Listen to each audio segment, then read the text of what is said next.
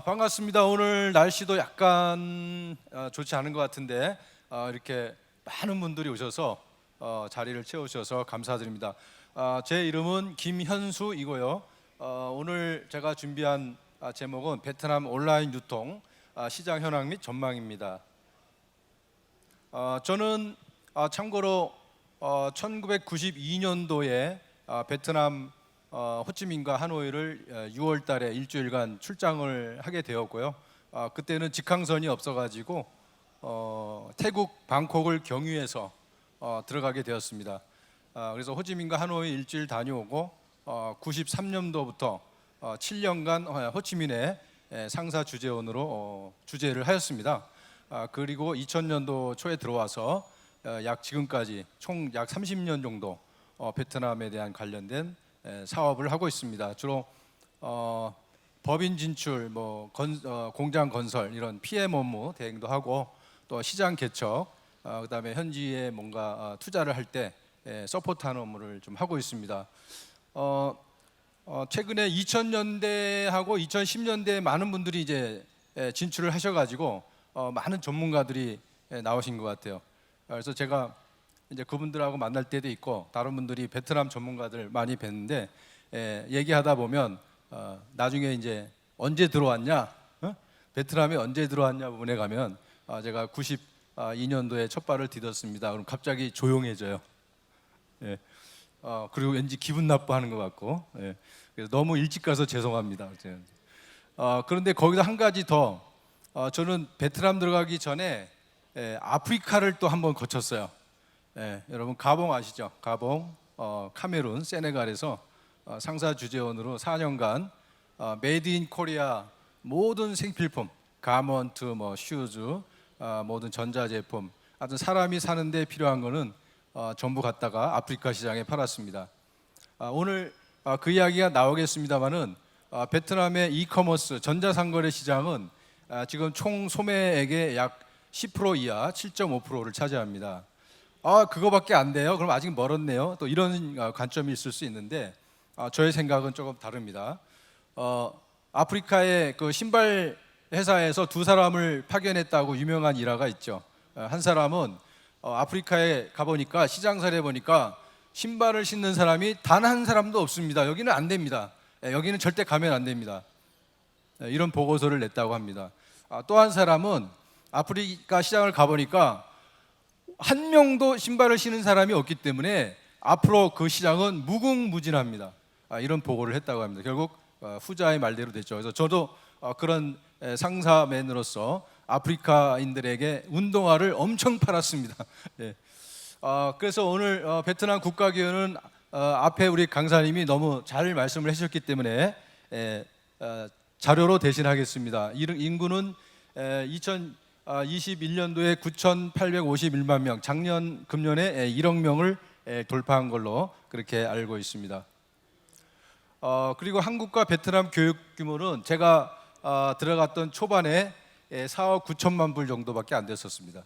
그런데 지금 877억 달러를 돌파해서 금년 이후에는 약 1,000억 달러를 돌파할 걸로 그렇게 보여지고 있습니다. 다시 말하면 전 세계에서 3대 교육 파트너가 된 것입니다. 그래서 미국, 중국, 베트남. 그래서 그만큼 중요도가 많이 올라가고 있습니다. 조금 살펴보면 인구는 남성이 49.8%, 여성이 50.2%고요. 도시 인구가 37%, 농촌이 63%입니다. 이게 무슨 얘기냐면 아직도 도시화 비율이 40%가 아직 달성이 안 되었다. 즉 시골에 더 사람이 많다는 것입니다. 자, 시골에 사람이 많다는 것은 오프라인 매장에 올 수 있는 확률이 적다는 것입니다. 다시 말하면 오프라인 매장도 필요하겠지만 온라인 커머스 시장이 존재하고 있다. 그래서 그 시장까지 점유하려면 옴니 채널 시장을 침투하셔야 됩니다. 즉 오프라인 시장은 도시 위주로 가시고 시골의 63%에 해당되는 사람들에게는 전자상거래로 접근하셔야 되는 것입니다. 그리고 출생 성비는 113명이 남아입니다. 여성이 100명. 이건 무슨 얘기냐면 남성들이 결혼하기가 힘듭니다. 그리고 74세 정도 기대 수명이고 15세 이상의 노동 가능 인구가 약 5천만 명입니다. 네, 네, 이 정도 살펴보고요. 지역별 인구 주로 남동 홍강 삼각주하고 남동 지역이 월 평균 기표가 높은 걸 알 수가 있습니다. 그리고 전체 소매 시장을 살펴보니까 2015년도부터 계속해서 급성장을 하고 있는데 1년에 소매 시장은 약 10% 정도 성장하고 있는 걸로 그렇게 집계되고 있고 2021년도에 2,040억 달러, 작년에 작년에 한 2,200억 달러, 우리 돈으로 하면 286조 원 정도 됩니다. 이 중에서 전자상거래가 차지하는 비율은 아까 우리 강사님 말씀하셨지만 164억 달러 정도, 우리나라로 따라 말하면 한 얼마 정도 돼요? 1,300억 곱하면. 그리고 통계가 베트남은 조금 불투명한 통계가 많이 있어요. 여러분 그거 이해하시고 들어가야 돼요. 감안하셔야 되는데 베트남 통계청 통계하고 또 우리나라 코트라 통계, 무역협회 통계, 또 외국계 유럽 통계하고 조금씩 다릅니다. 그래서 그것은 베트남 사회가 아직은 불투명한 게 많고 로 데이터가 조금씩 불투명하기 때문에 여러분 그걸 감안하시고 보시면 좋겠고요. 그래서 저는 고민이 되는 거죠. 어느 통계를 사용할까? 저의 판단에 비슷한 것과 사용하고 있습니다. 그렇게 미리 양해 구하겠습니다. 전자상거래 2023년도 금년에 약 102억 달러 규모로 추정을 하고 있고요. 현재 그 모바일 전자상거래가 B2C 전자상거래 수익의 절반을 차지하고 있고 모바일 플랫폼이 전체 거래의 62%를 차지하고 있다고 그렇게 집계되고 있고 PC, 그러니까 컴퓨터로 하는 퍼센트지는 약 38%로 그렇게 집계되고 있는데 이 모바일 폰의 통계가 점점 급증하고 있다는 거 주목하셔야 됩니다. 2022년도 온라인 소매 판매액 164억 달러, 전체 소매액 2,200억 달러의 7.5%, 많으면 10% 보시면 됩니다. 통계 불확실성에 따라서 하여튼 7.5%인데 164억 달러 정도 되고요. 2025년까지 10%씩 증가 예상이고 전자상거래 경제 규모 연평균은 31% 정도 성장할 걸로 그렇게 보고 있습니다. 인터넷 사용자는 참고적으로 7,200만 명 되고요. 이 중에 78%에서 80%가 전자상거래 플랫폼을 사용한 경험이 있다. 다시 말하면 한 6천만 명, 5,600만 명에서 6천만 명 정도가 전자상거래를 사용한 경험이 있다 이렇게 되어 있습니다. 그러면 그 중에서 7,500만 명 정도가 SNS, 소셜 미디어를 사용하고 있는 걸로 통계가 나와 있고요. 그 중에 가장 인기 있는 소셜 미디어 플랫폼은 단연코 페이스북하고 유튜브, 그 다음에 잘로, 그 다음에 페이스북 메신저가 되겠습니다. 그래서 베트남의 이커머스, 전자상거래에 관심을 갖고 계신 분들은 페이스북과 유튜브 이거를 주목하셔야 됩니다. 그래서 오른쪽에는 소셜미디어 이용률을 보는데 2022년 4분기 집계입니다. 페이스북이 단연코 1등이고 그다음에 잘로가 있는데 우리나라 카카오톡 같은 베트남의 SNS 통신 수단입니다. 참고로 저도 페이스북에 가입을 했는데 친구가 2,500명 정도 되는데 그 중에 1,500명에서 2,000명 사이가 베트남과 외국 사람 친구예요. 그 정도로 베트남 사람들이 페이스북을 많이 합니다. 2,500명 중에 한국인 친구는 한 500명 내지 1,000명 이하인 것 같아요. 그리고 잘로도 제가 접속돼 있는데 잘로도 많이 사용하고 있는데 잘로는 실제 이커머스에는 사용이 별로 되지 않고 있습니다. 그래서 이 전자상거래는 페이스북 그리고 유튜브를 집중하셔야 됩니다. 그리고 동영상에 집중하셔야 됩니다. 동영상이 가장 그 상품을 설명하기 편하고 이해하기 편하고 또 그쪽 메신저를 통해서 접속하기가 편하기 때문입니다. 그 이하에 이제 현격하게 떨어지지만 틱톡하고 인스타그램이 있고요. 페이스북, 인스타그램 소셜 커머스 이용 사용자는 2018년에 36%였던 게 2019년에 57%로 증가했고 이 수는 급증하고 있습니다. 베트남 소비자들이 소셜 커머스를 통해서 제품을 구매하는 이유를 물어봤더니 소셜 미디어 앱 하나로 상품 구매가 가능하다는 편리성입니다. 편리하다, 쉽다. 그래서 페이스북 메신저 등을 통해서 이용 판매자와 즉시 소통이 수월하다는 것이죠. 오른쪽에 전자상거래 웹사이트 보시면 웹사이트는 74%, 52%로 오히려 줄은 걸 볼 수가 있고요. 소셜 커머스는 36%에서 57%로 급증한 것을 확인할 수가 있습니다. 그다음에 모바일 앱은 52에서 57%. 그래서 모바일 앱을 사용하는 것보다 소셜 커머스, SNS 사용률이 급증하고 있다. 이렇게 우리가 확인할 수가 있습니다. 그다음에 라이브 커머스가 대세인데요. 역시 라이브 커머스가 대세인 이유는 편리하고 쉽다라는 것이죠. 복잡하지 않다. 이미지를 조작 미화할 수 없기 때문에 라이브 커머스 제품을 신뢰하는 경향이 생기고요. 의류 판매자들이 판매 의상을 직접 갈아입으면서 보여주는 것이죠. 그러면 이제 우리 대표님들도 베트남 시장에 공략할 때 동영상을 사용하시거나 유튜브나 페이스북 혹은 베트남에 들어가셔가지고 직접 호텔이나 이런 전시관에 소비자를 초대하셔가지고 의상이나 화장품이나 메이크업하는 이런 패션쇼 혹은 메이크업 영상을 직접 보여주거나 만들어서 배포할 필요가 있는 것이죠. 그래서 소비자들이 마치 자신이 직접 매장에서 옷을 입어보는 기분으로 쇼핑을 하게 만드는 것입니다. 그다음에 고스트림 테케이라는 업체에 의하면 베트남에서는 일평균 7만에서 8만 건의 라이브 스트리밍이 판매되고 있습니다. 인플루언서 마케팅도 굉장히 또 대세인데요.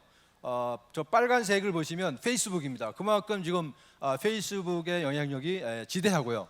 그 페이스북의 인플루언서 혹은 유튜브의 유튜버, 그 뷰티 크리에이터라고 하는 유튜버를 통해서 인플루언서 마케팅이 활발하게 진행되고 있습니다. 그러면 여러 대표님들이 베트남 들어가실 때 진입 창구로서 뷰티 크리에이터를 서치하셔가지고 그분들을 만난 다음에 그분들의 유튜버, 페이스북 그런 소셜 SNS 라인을 통해서 진출하시는 방향을 검토하실 수가 있겠습니다. 코로나19가 베트남 시장에 많은 영향을 미쳤는데요. 시장 트렌드를 급격히 바꿔놨습니다. 다시 말하면 이커머스 시장을 몇 년 앞당겼다. 저는 그렇게 판단을 하고 있습니다. 그래서 재택근무와 온라인 교육 선호되고 있고 모든 것이 이제 온라인화하고 있다. 그래서 앞으로 향후 10년, 20년 걸릴 거를 3년 만에 앞당겨놨다. 그렇게 판단을 하고 있습니다. 전자상거래 급속 시장인데 지금 소비자는 5,700만 명에서 6천만 명 시장을 봅니다. 총 인구는 1억이고요. 그래서 60%가 전자상거래, 이커머스의 소비 시장이다. 그렇게 보고 있고 그들이 1년에 연평균 260달러에서 285달러를 지출하고 있다. 이것이 미국 베트남 산업무역부의 보고서입니다. 그래서 6천만 명 곱하기 285를 곱하면은 그게 전자상거래 금액 164억 달러의 이제 플러스 마이너스가 금액이 나옵니다. 오른쪽 시장 나오신 보시면은 이제 그래프가 나오는데 2017년도에 60억 달러였던 게 지금 164억 달러로 급증했고 이 숫자는 이 정도로 해서 상승하겠지 그렇게 생각할 수가 있는데 제가 볼 때 30년간 베트남 시장을 지켜본 어떤 그 센스 혹은 통찰력으로 판단하면 베트남 시장은 급격하게 변화되는 시장입니다. 예를 들면 92, 3년도에 제가 베트남을 입국할 때 입국장에 들어가면 공항도 조그맸고요. 지금은 엄청 커졌죠. 군인들이 완전 정복한 군인들이 지키고 있었고 얼굴은 시커맸고 완전 경직됐고 이거 내가 잘못 들어가나? 이거 들어가서 잡히는 거 어디 감옥 들어가는 거 아니야? 괜히 꼬투리 잡혀가지고 굉장히 무서웠어요. 그리고 입국 서류도 A4 용지가 앞뒤로 4장을 줬어요. 4장. 그거 쓰는 데만도 30분 걸리고요. 아버지 이름, 어머니 이름, 고향, 출생지 다 써야 됩니다. 별걸 다 쓰라고 그래요. 그렇게 해서 2시간이 걸려서 줄 서서 들어갔는데 지금은 어떻습니까? 베트남 다녀오신 분들 종이 한 장이 없어요. 우리나라는 종이 내죠. 저 세관에 내는 종이 있어요. 아직까지 있어요. 또 옐로우 페이퍼도 있고. 베트남은 나싱입니다. 그 정도로 급격하게 발전하고 있어요. 자, 그걸로 갈 때 제가 베트남에 대한 통찰력으로 보면 이 숫자는 기하급수로 늘어날 것입니다. 특히 코로나19의 영향으로 인해서 임팩트가 강했어요. 그래서 이 숫자는 아마 앞으로 향후 5년 이내에 엄청난 숫자로 바뀔 것입니다. 신이 아니기 때문에 저도 정확한 숫자는 모르겠지만 다른 통계를 인용하면 이 숫자는 아마 10배까지 금방 올라갈 것 같아요. 지금 베트남의 전자상거래 플랫폼 5대 유통망을 살펴보면 쇼피가 가장 그런 시장 점유율이 높습니다. 그리고 라자다, 틱톡, 티키, 샌도 이런 순서인데요. 쇼피는 그 싱가포르 계통의 회사인데요. 금액으로 따져도 엄청난 차이가 있죠. 쇼피가 단연코 63%의 시장을 점유하고 있고 2위가 라자다. 아마 오늘 오후에 라자다의 코리아에서 나와서 아마 알리바바에서 강연이 있는 것 같은데 참고하시고요. 그래서 라자다를 통해서 입점하는 방법이 소개될 것 같고 그 다음에 틱톡, 티키, 샌도가 나옵니다. 그래서 지금 우리가 이 플랫폼 시장에 여러 대표님들께서 제휴하셔가지고 이 플랫폼에 입점하시면 되겠습니다. 또는 직접 판매를 시도하시면 되겠습니다. 그러나 제가 볼 때는 베트남 시장은 옴니 채널이 더 유익합니다. 왜? 베트남은 아직도 결제 방법이 COD 방법이라 그래서 딜리버리 하면서 돈 주고 받는 그게 75%를 차지합니다. 그러다 보니까 아직도 오프라인에 대한 선호도가 높고 그래서 오프라인에 있는 상품을 온라인에서도 구매하거나 온라인에 있는 상품을 오프라인 가서 구매하는 그런 익스체인지 시장입니다. 그래서 나는 온라인만 하겠다. 이것은 조금 위험한 생각입니다. 또 오프라인만 하겠다. 이것은 굉장히 한계가 있는 생각입니다. 그래서 옴니 채널에 입점을 검토하시고 아니면 옴니 채널을 창업하시면 되겠습니다. 그래서 이쪽에 있는 5대 플랫폼과 우선 제휴하신가 아니면 지분 투자를 하시면 좋은데 예를 들어서 2016년 이후에 글로벌 유통회사들이 베트남에 대거 진출했습니다. 그중에 중국계 자본이 대거 들어왔는데 예를 들면 라자다에도 2016년에 약 10억 달러를 투자해서 지분을 인수해서 운영을 하고 있는 걸로 알고 있습니다. 그 외에도 중국 자본이 다 들어가 있습니다. 2022년 틱톡숍에 론칭한 JY 세대 폭발적인데 베트남에 그 Z 세대가 있고 밀레니얼 세대라가 있죠. 그게 이제 2000년 90년대 이후 2000년대생인데 그들의 연령이 지금 20대 중반에서 30대입니다. 그 세대가 앞으로 5년 10년 안에 시장을 완전히 바꿔놓을 것 같아요. 왜? 그들의 소득이 점점 늘어나겠죠. 그리고 그들의 그 인구 연령의 그 항아리 구조 아까 앞에 강사님 잠깐 보여줬죠. 이렇게 배불뚝이 시장입니다. 그래서 20대 30대가 전 인구의 가장 많은 퍼센트를 차지하고 있습니다. 그래서 그 인구가 앞으로 5년 10년 내에 시장의 판도를 많이 바꿔놓을 것 같습니다. 그래서 쇼피는 2015년도에 진출을 했고요. 생활용품, 건강, 뷰티 제품, 여성 패션을 위주로 사업을 하고 있는데 지금 거의 시장 독과점을 하고 있습니다. 63%. 그리고 틱톡숍은 2022년도 설립을 해서 패션, 스낵, 뷰티, 가전 그래서 라이브 커머스 기능을 제공하고요. 플랫폼 자체 내에 결제 기능이 있습니다. 그다음에 이제 틱톡숍인데 지금 굉장히 공격적으로 시장을 공략하고 있는 걸로 알고 있습니다. 동남아에 월 3억 2,500만 명이 이제 틱톡을 이용하고 있고 수십억 달러를 계속 투자하는 계획을 세우고 있습니다.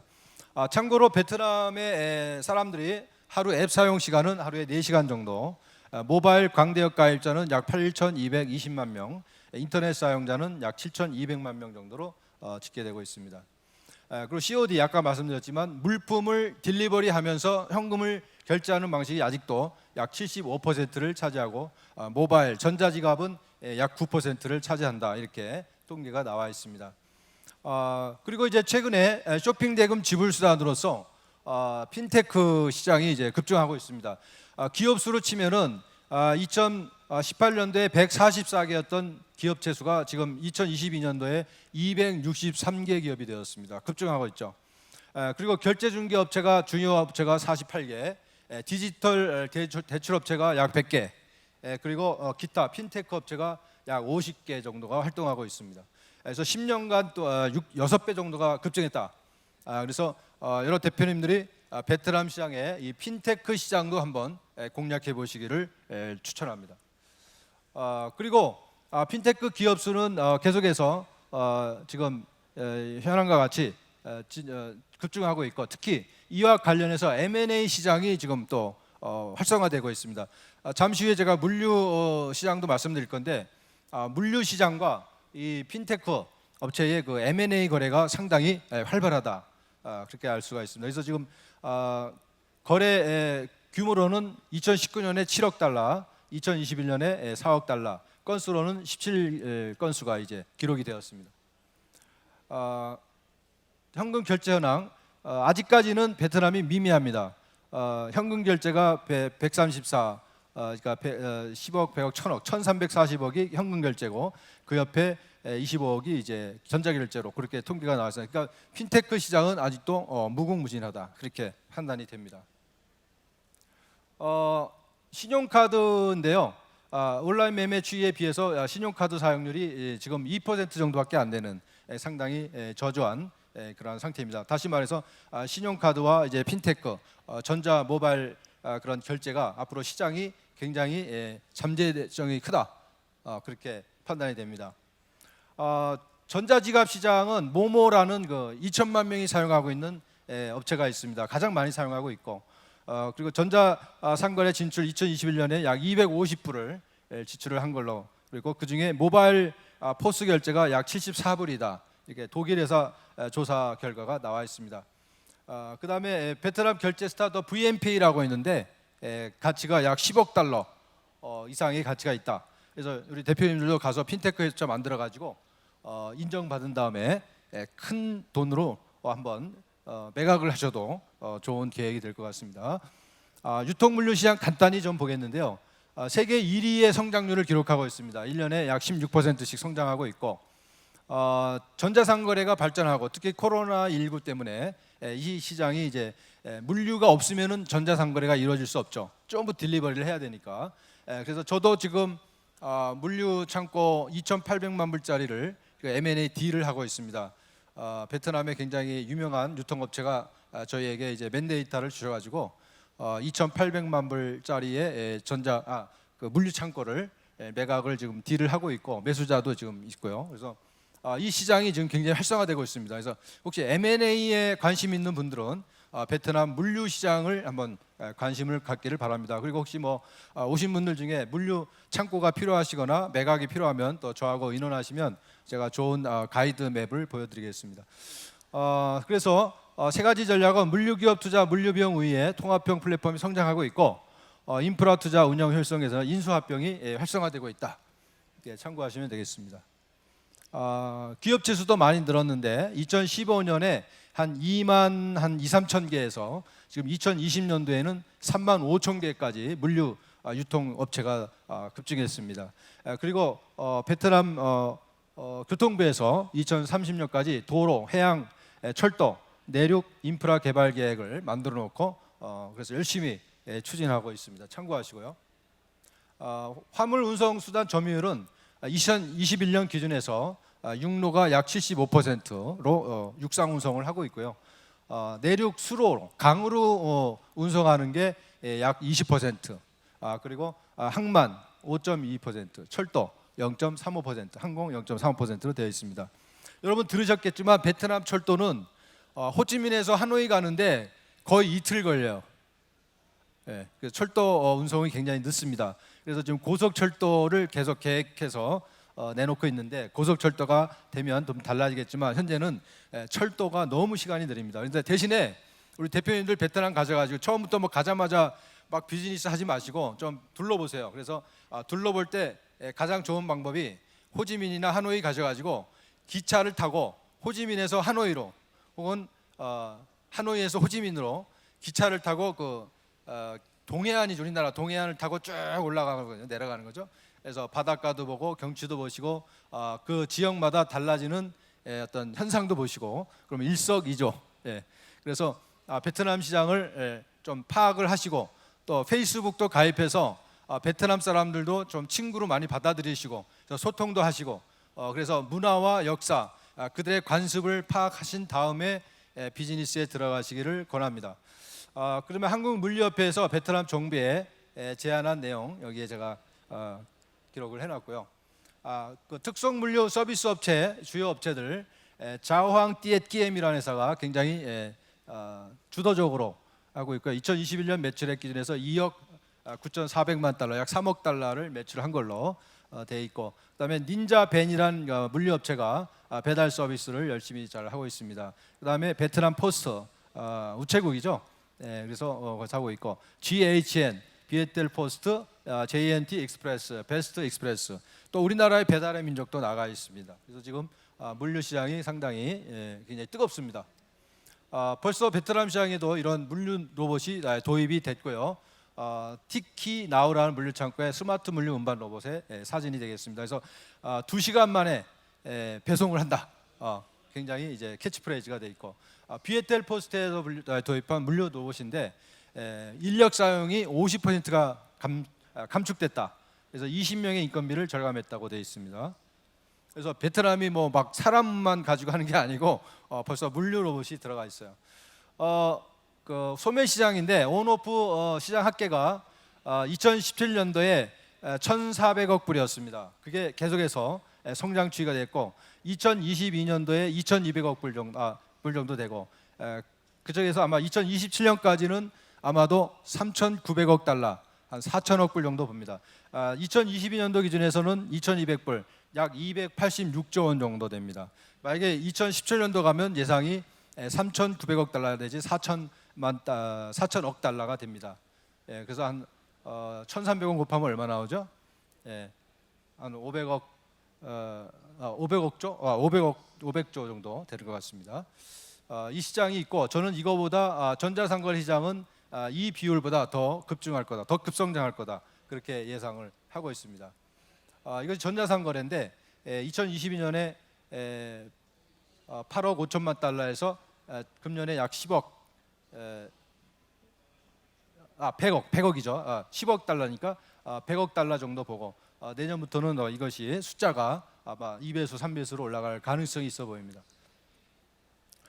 전자상거래 견제 규모고요. 아까 다 말씀드립니다. 그다음에 통계상에 그 조사 기간마다 조금씩 다른 이유가, 여기 보시면 이 블루 스카이가 이제 전자상거래 부분인데, 어떤 통계는 운송 및 음식 배달을 집어넣는 경우가 있어요. 온라인 여행, 그다음에 온라인 미디어가 들어가 있어요. 이걸 다 합계한 통계가 있고, 단순히 전자상거래만 집계한 기간이 있기 때문에 그 오차가 있는 것입니다. 그래서 그것은 그렇게 감안하시고 보면 되겠습니다. 하여튼 현재 온라인 소매 판매액은 약 164억 달러, 금년에는 이거보다 이제 한 180억 달러 내지 200억 달러 정도 될 것으로 그렇게 추산을 하고 있습니다. 그리고 어떤 상품이 많이 팔리고 있느냐, 여기 보면 회색인데, 회색이 전자제품이죠.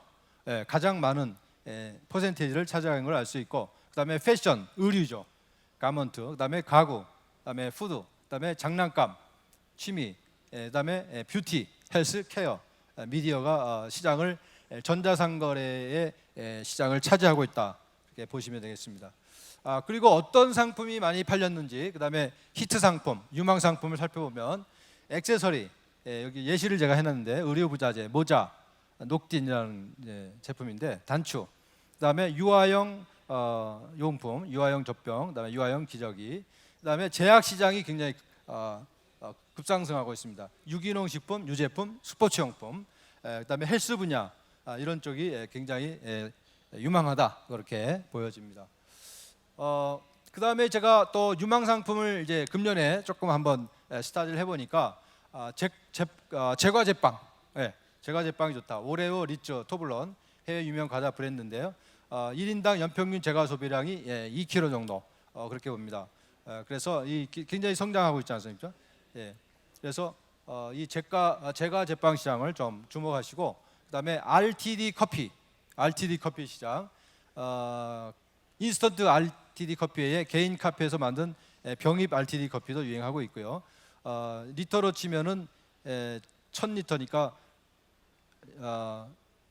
약 3천만 리터가 지금 매매가 되고 있다, 판매가 되고 있다, 이렇게 집계가 되고 있습니다. 그다음에 김인데요. 베트남에서 한국산 김이 굉장히 히트를 치고 있다고 합니다. 그래서 한국산이 타국 브랜드보다 영양이 풍부하다. 그 베트남 사람들이 그 건강을 무지 따지거든요.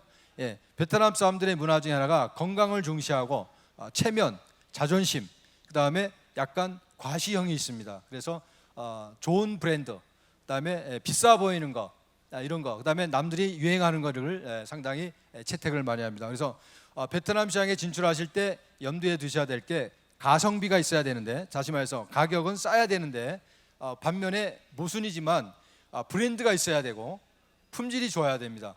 이걸 어떻게 맞춰요? 품질도 좋아야 되고 브랜드도 있어야 되고 가격은 싸야 된다. 그래서 현지 시장에 가보시면 오프라인 시장은 가격이 굉장히 싸게 되어 있습니다. 이게 어떻게 이 가격에 나와 있지? 그걸 추적하고 추적해 보시면 대충 들어오는 게 많아요. 무관세로 어떻게 들어올까요? 막 들고 들어오는 거예요. 비행기, 핸드캐리로도 들어오고 보따리로 들어오고 뭐 에어프레이트로 들어왔지만 관세 많이 어떻게든 회피하고, 그러다 보니까 시장에 있는 화장품이나 아까 그런 잘 팔리는 제품들이 굉장히 싸게 나와 있습니다. 그 시장을 모르고 그냥 한국에 있는 원가 계산해 가지고 물류 비용 넣고 관세 넣고 외국인 마진 넣고 내놓으면 안 팔리는 거죠. 그래서 가성비가 있어야 되고 브랜드가 있어야 된다. 그럼 우리 대표님들이 베트남 시장 들어가실 때 이거를 잘 염두에 두셔가지고, 자, 가성비가 있어야 돼. 자, 가격은 싸야 돼. 브랜드가 있어야 돼. 그럼 브랜드는 이름, 네이밍이 중요하겠죠. 그다음에 유명한 업체와 브랜딩을 같이 하거나 한류, K-팝, K-드라마, K-뮤직, K 뭐 관련되는 모든 걸 활용해서 연예인을 활용한다든지, 이 브랜드가 신규 초보 아이템이 아니라는 것을 증명해야죠. 그래서 오래된 아이템처럼 보이셔야 되고 브랜드화해야 되고, 네이밍은 예를 들어서 기존에 고래밥이라는 과자가 있었는데, 고래밥 그러니까 아무도 안 사는, 그럼 어떻게 해야 돼요? 마린보이, 그 사람들이 읽기 쉽게 마린보이 하니까 잘 팔린 거예요. 또 초코파이, 초코파이가 유명한 걸 알고 맛도 있는데 거기다 한 걸음 더 나가서 띠임이라는 베트남 사람들에 있는 정감이란 말을 혼을 심어가지고 그게 더 날개 돋친 듯이 팔렸다. 그래서 브랜드, 네이밍 굉장히 중요합니다. 그래서 가성비, 브랜드, 그다음에 초보가 아닌 기존 한류를 통한 이건 이미 브랜드가 있는 거다, 한국에서 유명한 거다, 그런 인식을 주셔야 됩니다. 스낵 시장, 김스낵 말씀드렸고, 그다음에 완구류, 장난감 시장이 또 유명합니다. 현재까지는 중국산이 점령해 있습니다. 중국산이 일단 저렴하겠죠. 자, 그런데 이제 소득이 올라가고 중산층이 늘어가고 있습니다. 중산층이 과거에 약 10% 차지했던 게 이제 30%까지 올라가고 있기 때문에 글로벌 중산층의 기준은 하루에 15달러를 사용할 수 있는 사람들, 그 사람들의 비중이 이제 30%까지 올라가고 있기 때문에 그 사람들에게는 싼 것도 좋지만 뭐가 좋아요? 고품질, 안전하고 장난감의 디자인이 유수하고 무슨 화학제라든지 몸에 안 좋은 성분이 나오지 않는 좋은 장난감을 찾는 거죠. 그래서 소득이 증가하고, 지금 GDP가 3,100불인데 이제 5,000불 시대가 몇 년 안에 옵니다. 5,000불이 되면 어떤 상황이 일어나냐면, 그 뭐 중국도 마찬가지고 한국도 마찬가지고, 5,000불이 되면 어떤 시장이 오면 마이카 시대가 오고, 그다음에 고급 소비재 시장이 오고요, 그다음에 마이홈 시대가 옵니다. 그다음에 해외 여행 자유화 시대가 옵니다. 자, 이 네 개가 동시에 오는데, 자, 해외 여행 자유화하면 해외 여행 사업 잘 되겠죠. 그다음에 마이카 자동차 사업 잘 되겠죠. 그다음에 마이홈 부동산 업체 잘 되겠죠. 자, 나머지 고급 소비재가 잘 팔리겠죠. 자, 그러면 모든 업종에 따른 고급 사양이 이제 잘 팔릴 것이다. 그렇게 제가 예측을 합니다. 아마존 케이스를 얻는데 금년도에 작년에 약 35억 달러 전자상거래 수출을 했고요. 7% 증가했고 매년 2017년도까지 9%씩 성장하는 걸로 그렇게 예상을 하고 있습니다. 그래서 5,000개 기업 대상으로 전자상거래 교육도 하고 베스트함 셀러즈 80%가 증가했다, 이렇게 되고 있습니다. 참고하시고요.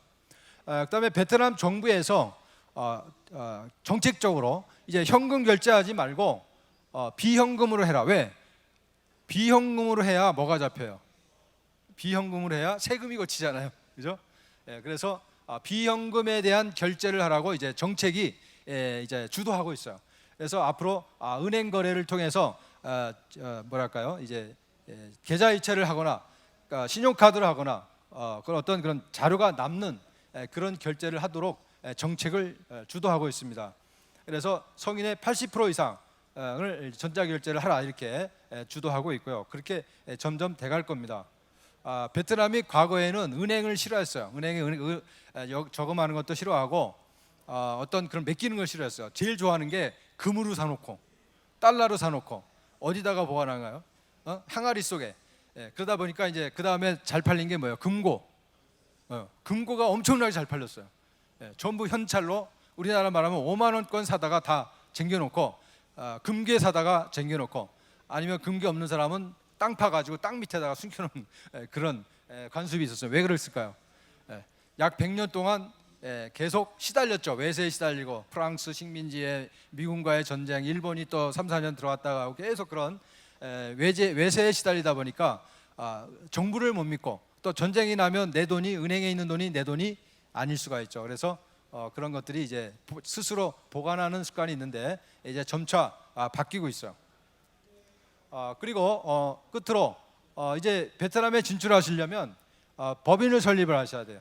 그래서 소매 유통 라이센스, 비즈니스 라이센스를 취득하는데 그 앞전에 투자허가 등록증 IRC 여기 그림 나와 있죠. IRC 받으시고 기업 등록하시고 그다음에 법인 인감 등록하고 법인 계좌 개설하고 세무 코드 신고하고 그다음에 이 BL 서브 라이센스 유통 라이센스를 취득을 하셔야 됩니다. 참고로 말씀드렸고 그다음에 최근에 소비재 온라인 유통망 2.4원이 진행되고 있길래 제가 참고로 코트라 무역투자24 홈페이지 제가 참고로 넣어놨습니다. 그래서 한번 8월까지 모집을 하고 있다고 하니까요. 여기다가 제품 홍보 한번 하실 수 있는 분은 참고하시고요. 그래서 저는 현재 그 한국 외대 베트남 아세안 최고의 과정의 전임 교수로 베트남과 아세안 진출을 도와드리고 있고요. 기업인들 그리고 해외 그 산업 시찰이라고 그러죠. 기업인들 모시고 제가 현장에 가서 직접 레슨을 해드린 투자 레슨, 진출 레슨 해드리고 한 30여 차례 진행했고요. 그다음에 건국대 부동산대학원 글로벌 프롭테크에서 겸임 교수하고 있고 아주대 공공정책대학원 겸임 교수하고 있습니다. 그리고 여기 보시는데 하루 만에 끝내는 베트남 대박 투자 책을 지었습니다. 참고되시는 분 한번 읽어보시고요. 또 필요한 사항은 오늘 여기에 이메일 제가 적어놨는데요. 문의 주시면 제가 다 답변 드리도록 하겠습니다. 감사합니다.